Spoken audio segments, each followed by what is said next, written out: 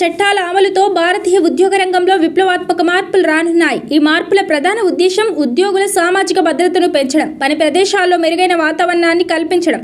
పాత నిబంధనల ప్రకారం ఉన్న ఎన్నో లొసుగులను సరిచేస్తూ కేంద్ర ప్రభుత్వం ఈ నూతన సంస్కరణలను తీసుకువచ్చింది.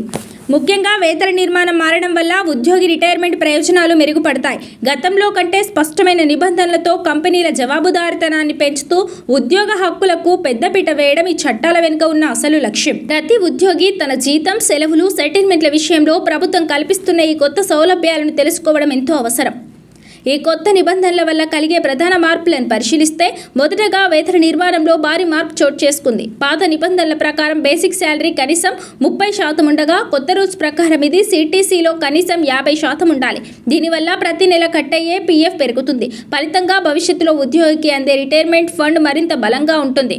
గ్రాట్యుటీ విషయంలో కూడా కేంద్రం ఊరటనిచ్చింది. గతంలో 5 ఏళ్లు ఒకే సంస్థలో పనిచేస్తేనే వచ్చే గ్రాట్యుటీ ఇకపై కేవలం 1 సంవత్సరం సర్వీస్ పూర్తి చేసినా లభిస్తుంది. పనివేళలు, జీతాల చెల్లింపులో కూడా నిబంధనలు కఠినతరమయ్యాయి. ప్రతి నెల 10వ తేదీలోపు వచ్చే జీతం ఇకపై 7వ తేదీలోపే ఉద్యోగి ఖాతాలో జమ కావాలి. పని గంటల విషయానికి వస్తే వారానికి గరిష్టంగా 48 గంటల పని పరిమితిని విధించారు. ఒకవేళ ఎవరైనా రోజుకు 8 గంటల కంటే ఎక్కువ పని చేస్తే వారికి పాత పద్ధతులతో సంబంధం లేకుండా రెట్టింపు వేతనం చెల్లించాల్సి ఉంటుంది.